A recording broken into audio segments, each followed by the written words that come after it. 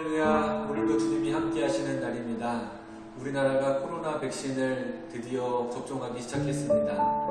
안전하게 접종이 잘 되기를 위해서 우리가 기도해야 될 텐데요. 저는 백신이 또 하나 있다고 생각해요. 그것은 바로 우리가 드리는 이 기도가 바로 영적인 백신이라는 생각이 듭니다. 오늘 이 아침에 우리가 기도할 때 하나님의 놀라운 은혜가 가득해서 기도의 백신으로 평화를 더하는 삶을 사시기를 주님의 이름으로 축복합니다. 묵상하심으로 3월 5일 금요일 새벽 기도회를 시작하겠습니다. 다 같이 조용한 기도 드리시겠습니다. 보라, 형제가 연합하여 동거함이 어찌 그리 선하고 아름다운고, 머리에 있는 보배로운 기름이 수염 곧 아론의 수염에 흘러서 그의 옷깃까지 내림 같고. 사랑의 주님, 오늘 이 아침도 깨워주시고 기도의 자리에 나오게 하시니 감사합니다. 사순절을 보내며 경건훈련에 힘쓰는 저희가 되게 하시고, 오늘도 말씀의 은혜를 도와여 주셔서 오늘을 살아가는 힘을 더해 주시옵소서. 감사드리며 예수님의 이름으로 기도합니다. 아멘. 오늘은 시편 55편으로 은혜를 나누려고 합니다. 이 시편 55편은 굉장히 은밀한 시입니다. 개인적인 시이고, 그리고 하나님을 향해서 원통함을 토로하는, 혼자 기도할 때 나오는 그런 기도 시입니다. 이 시인은 이 시편을 통해서 하나님께 자신의 원통함을 호소하고 있어요. 그리고 불평도 하고 있는 모습을 보여줍니다.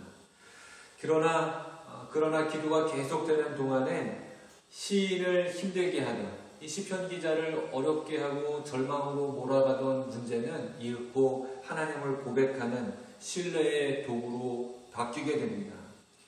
시인이 가지고 있었던 원통함은 원수들 때문이었어요. 원수들이 이 시인을 향해서 악담을 하고 저주를 해오기 때문에 이 시인이 마음이 많이 아팠던 것이죠. 내가 근심으로 편하지 못하며 탄식하오니 이는 원수의 소리와 악인의 압제 때문이라. 그들이 죄악을 내게 더하며 노하여 나를 핍박하나이다. 이렇게 시인이 힘들고 어려운데 더 이 시인을 힘들게 하는 것은 믿었던 친구의 배반 때문입니다. 12절 말씀입니다. 나를 책망하는 자는 원수가 아니라 원수일진데 내가 참았으리라. 나를 대하여 자기를 높이는 자는 나를 미워하는 자가 아니라 미워하는 자일진데 내가 그를 피하여 숨었으리라. 이 본문의 문장이 조금 어렵습니다. 그래서 제가 세 번역으로 읽어드릴게요. 나를 비난하는 자가 차라리 내 원수였다면 내가 견딜 수 있었을 것이다. 나를 미워하는 자가 차라리 자기가 나보다 잘났다고 자랑하는 내 원수였다면 나는 그들을 피하여서 숨기라도 하였을 것이다. 그런데 나를 비난하는 자가 바로 너라니, 내 동료, 내 친구, 내 가까운 거치라니. 세 번역 성경입니다. 가장 가깝게 지내던 사람으로부터 이 사람이 변해서 대적이 되어져 있는 그런 상태를 말하고 있습니다. 이 고통을 묘사하고 있는 표현인데 우리가 개역 개정 성경으로 읽으면요 조금 내용이 어렵게 다가올 수 있습니다. 여하튼 시인은 가장 가깝게 지내던 사람으로부터 받는 고통을 우리에게 소개해주고 있어요. 이런 상황에서 하나님께 간구하게 되고 결국에는 하나님의 신실하심을 의지하게 되는 시인의 모습을 보여주게 됩니다. 내 짐을 여호와께 맡기라. 그가 너를 붙드시고 의인의 요동함을 영원히 허락하지 아니하시리로다. 주일 말씀 주일날 우리가 은혜 받은 말씀이랑 겹치는데 여러분, 내 짐을 여호와께 맡기라. 이 짐이 어떤 짐일까 좀 더 깊이 생각해 보려고 합니다. 전 세계가 짊어지고 있는 짐이 있습니다. 아마 기후 위기가 그 짐이죠. 또 환경 문제가 아닐까 싶습니다. 평균 온도의 상승으로 인해서 기상이변이 생기게 되고요. 또 수많은 플라스틱 쓰레기로 인해서 산과 바다가 오염되어 있습니다.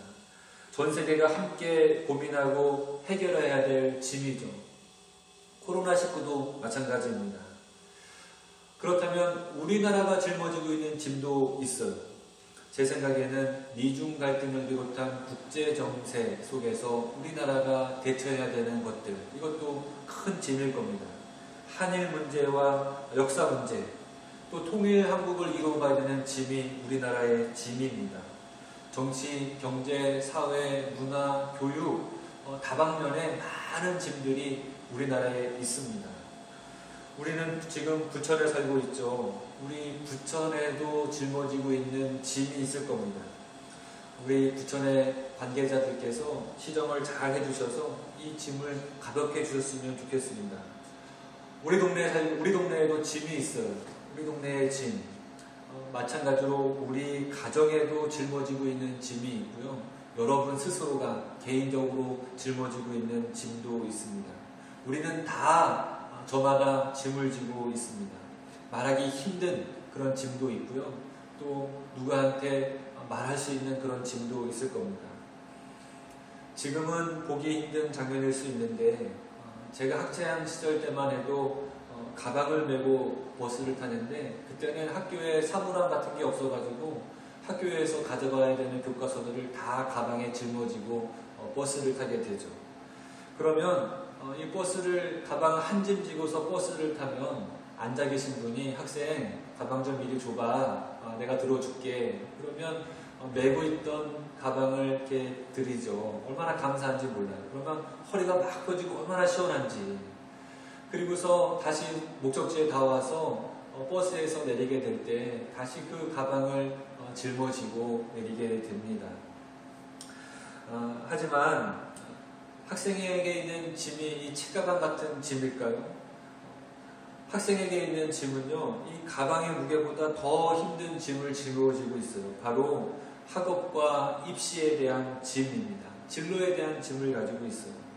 그 짐이 이 책가방 무게보다 더 무겁지 않겠습니까? 오늘 성경에서 말하고 있는 시편 55편에서 내 짐을 여호와께 맡기라 할 때 짐이 바로 그런 의미일 수 있습니다. 학생이 짊어지고 있는 책가방은 벗을 수 있어요. 언젠가 벗을 거예요. 하지만 입시와 공부 또 진로에 대한 짐은 벗기가 힘듭니다. 바로 이 짐, 몸이 힘들고 삶을 짓누르는 물리적인 짐이 아니라 우리의 마음을 힘들게 하고 삶을 지치게 하는 영적인 짐, 마음의 짐이 우리에게 있는 것이죠. 시편 기자가 정말 힘들어하는 것은 원수 때문이 아니었어요. 바로 가까이에 있는 동료, 친구, 벗 때문이었습니다. 차라리 원수였다면, 차라리 대적이었다면 내가 견딜 수 있었을 텐데, 참을 수 있었을 텐데 라고 말합니다. 나와 함께 재미있게 의논하며 일을 하던 친구, 함께 예배하던 사람이 어떤 사정 때문에, 무슨 일 때문에 서로 등을 지게 된 겁니다. 심지어 죽이지 못해서 안달이 되는 원수가 되어져 있는 거예요. 마음이 얼마나 아픈지 모르겠습니다. 이 짐이 얼마나 클까요? 우리식으로 말해보면 이런 겁니다. 어제까지 함께 하나님을 예배하고 같이 생활하던 믿음의 친구들이 서로 얼굴도 보기 싫은 관계가 되어버리는 거죠. 꼴 보기 싫은 관계. 함께 봉사하고 섬기고 기도했는데 같이 예배드렸는데 어느 날 갑자기 서로 등지는 일이 우리 믿음 생활 중에 생기게 됩니다. 바로 이 짐입니다. 이 짐. 이 짐을 우리가 스스로 벗을 수 있으면 좋을 텐데 잘 안 돼요. 어떤 분이 저에게 이런 얘기를 해주셨습니다. 사회에서 만난 친구들은 함께 술 한잔 기울이면서 마음에 속상한 것들을 풀 수가 있는데 교회 친구는 그게 잘 안 되더라. 서로 꿍 하면서 몇십 년을 살게 된다네요. 오늘 시편 기자가 말하는 짐인 것이죠. 우리가 이런 관계 속에서 생기는 이 짐들, 이 짐의 무게가 있다면 얼마나 무거울까요? 저는 이 짐의 무게는 예수님이 지신 십자가 무게와 같다는 생각이 들어요. 예수님이 십자가를 지고 골고다를 오르실 때 이 십자가 무게에 짓눌려 넘어지십니다. 그 정도로 무거운 짐. 예수님이 이 십자가의 무게를 견디다 못해서요, 심지어 그 십자가에 달리시죠. 바로 우리가 가지고 있는 짐의 무게가 예수님이 달리신 십자가의 무게와 같지 않을까 이런 생각이 듭니다. 보이는 곳에서 서로 칼을 겨누고 있지는 않지만 보이지 않는 곳에서 이를 갈고 있는 상태. 이 짐 때문에 우리의 믿음이 자라지 못해요. 이 짐 때문에 늘 마음이 불편해요. 이 짐 때문에 우리 교회가 불편해집니다.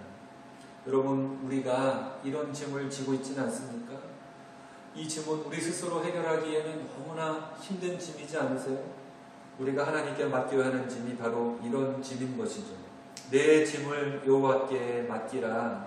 그가 너를 붙드시고 의인의 요동함을 영원히 허락하지 아니하시리로다.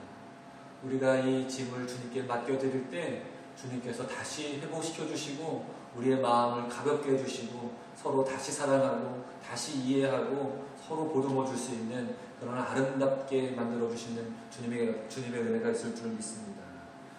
우리의 옹졸하고 시커먼 마음을 주님께 드릴 수 있기를 바랍니다. 내려놓아지지 않는 시기, 버릴 수 없는 질투, 미움, 원망, 비난의 짐을 벗어버릴 수 있는 여러분 되시기를 바랍니다. 아니, 저와 여러분이 되시길 바랍니다. 우리 신앙의 자리에서 혹 짐이 되는 사람이 있지 않으신가요?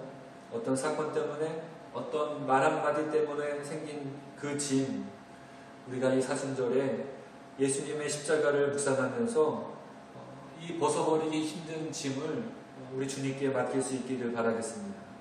용서할 수 없어? 어떻게 나한테 이럴 수가 있어? 나도 똑같이 해줄 거야. 이런 짐들을 우리 주님께 벗어버리고 우리 주님께 맡겨드리고 주님처럼 화해를 요청하고 또 화해를 받아들이는 우리가 될 수 있기를 바랍니다. 오늘 우리의 이 무거운 짐 대신 져주시는 예수님 의지하는 저 여러분 되기를 다시 한번 축복합니다. 우리 기도하겠습니다. 주님, 우리에게 주님 말씀하셨습니다. 수고하고 무거운 짐진 자들아 다 내게로 오라. 내가 너희를 쉬게 하리라. 하나님, 우리가 스스로 해결할 수 없는 갈등의 짐이 있습니다. 인간관계에 금이 가고 심지어 얼굴도 보지 못하는 짐이 있습니다. 주님, 우리의 연약함을 도와주옵소서. 우리의 부족함을 용서해 주시옵소서. 우리의 연약함과 부족함 속에 주님의 은혜를 베풀어 주셔서 우리의 짐 대신 져주시는 주님을 의지하게 하여 주시옵소서. 다시 화해하고 연합하고 사랑할 수 있도록 인도하여 주실 우리 주 예수 그리스도 이름으로 간절히 기도합니다. 아멘. 여러분, 오늘도 말씀 속으로 들어가시기를 축복합니다. 하나님이여, 내 기도에 귀를 기울이시고 내가 간구할 때 숨지 마소서. 내게 굽히사 응답하소서. 내가 근심으로 편하지 못하여 탄식하오니 이는 원수의 소리와 악인의 압제 때문이다. 그들이 죄악을 내게 더하며 노하여 나를 핍박하나이다. 내 마음이 내 속에서 심히 아파하며 사망의 위험이 내게 이르렀도다. 두려움과 떨림이 내게 이르고 공포가 나를 덮었도다. 나는 말하기를 만일 내게 비둘기같이 날개가 있다면 날아가서 편히 쉬리로다. 내가 멀리 날아가서 광야에 머무르리로다. 내가 나의 피난처로 속히 가서 폭풍과 광풍을 피하리라 하였도다. 내가 성내에서 강포와 분쟁을 보았사오니 주여, 그들을 멸하소서. 그들의 혀를 잘라버리소서. 그들이 주야로 성벽 위에 두루 다니니 성중에는 죄악과 재난이 있으며 악독이 그 중에 있고 압박과 속임수가 그 거리를 떠나지 아니하도다. 나를 책망하는 자는 원수가 아니라 원수일진데 내가 참았으리라.